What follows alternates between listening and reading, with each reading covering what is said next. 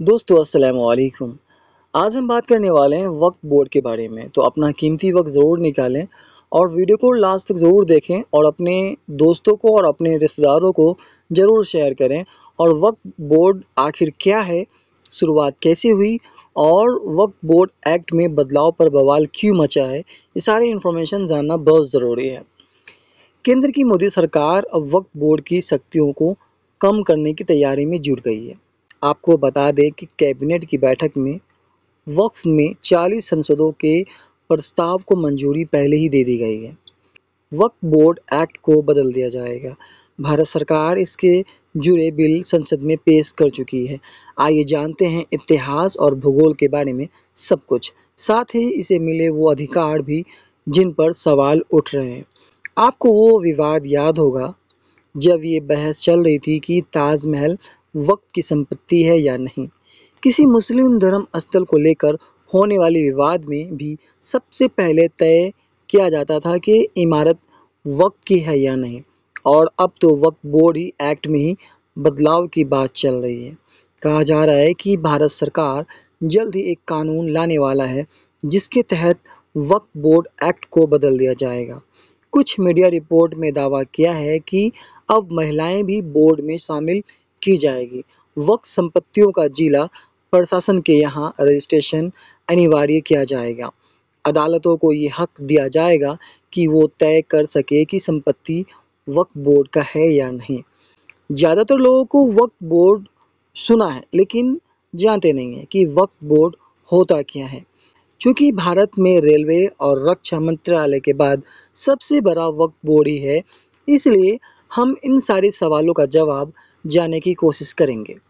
वक्फ अरबी भाषा के शब्द से बना है जिसका अर्थ होता है कि ठहरना। इसी से बना है वक्फ बोर्ड एक ऐसी संपत्ति होती है। इस्लाम के मुताबिक वक्फ दान का ही एक तरीका है। जैसे किसी ने अपनी ज़मीन मस्जिद या किसी इमारत के लिए दान कर दिया तो उसका देखभाल या उससे आने वाली आमदनी वक्फ बोर्ड तय करती है। हुजूर सल्लल्लाहु अलैहि वसल्लम के समय में 600 खजूर के पेड़ों का एक बाग बनाया गया था, लगाया गया था, जिससे होने वाली आमदनी से मदीना के गरीब लोगों की मदद की जाती थी। ये वक्फ बोर्ड के सबसे पहले उदाहरणों में से एक है।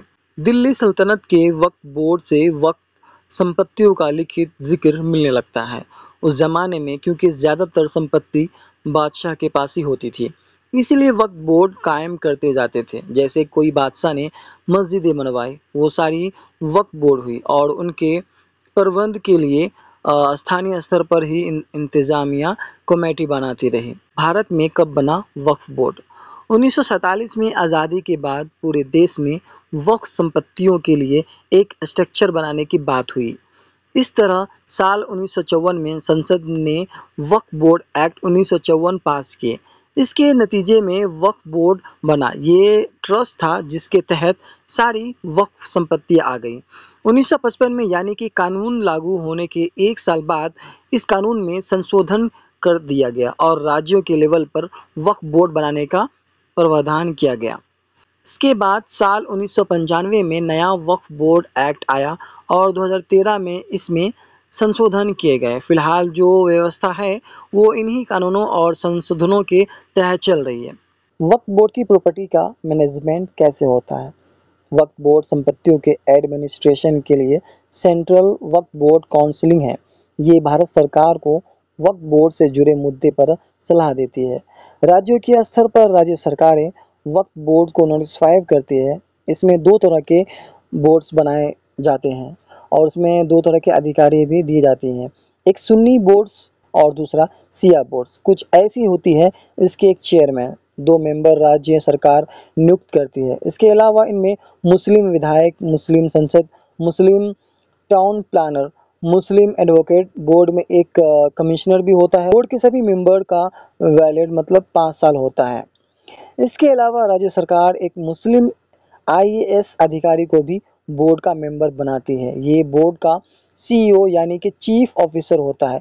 ये बोर्ड के फैसले को इम्प्लीमेंट करता है और बोर्ड के आने वाली प्रॉपर्टी का इंस्पेक्शन भी करता है।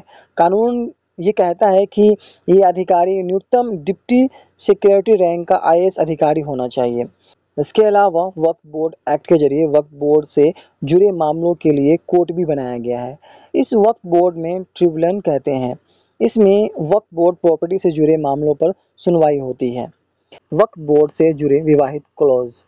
वक्फ बोर्ड एक्ट 1995 के सेक्शन 40 के मुताबिक अगर वक्फ बोर्ड को लगता है कि किसी संपत्ति पर वक्फ बोर्ड का हक है, तो वो वक्फ बोर्ड उसके बारे में जानकारी इकट्ठा कर सकता है और वक्फ बोर्ड खुद संपत्ति का इंक्वायरी करता है और इस पर फैसला सुनाता है।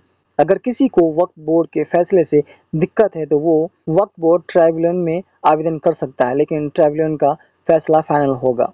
सरकार वक्फ बोर्ड में क्या बदलना चाहती है? मीडिया रिपोर्ट के मुताबिक मौजूदा वक्फ बोर्ड एक्ट में केंद्र सरकार करीब 40 संशोधन करना चाहती है। कई रिपोर्ट के मुताबिक सरकार का जोर वक्फ बोर्ड में महिलाओं का पार्टिसिपेट बढ़ाने का पर भी है और साथ ही सरकार की वक्फ बोर्ड की संपत्ति से जुड़ी ताकत पर भी कंट्रोल करने की बात कही जा रही है। सबसे ज़्यादा विवाद ही इसी बात को लेकर चल रही है। तो दोस्तों, अगर हमारी वीडियो पसंद आया तो हमारी वीडियो को like, comment, share and subscribe ज़रूर करें ताकि ऐसी इन्फॉर्मेशन वीडियो आप तक पहुंचती रहे।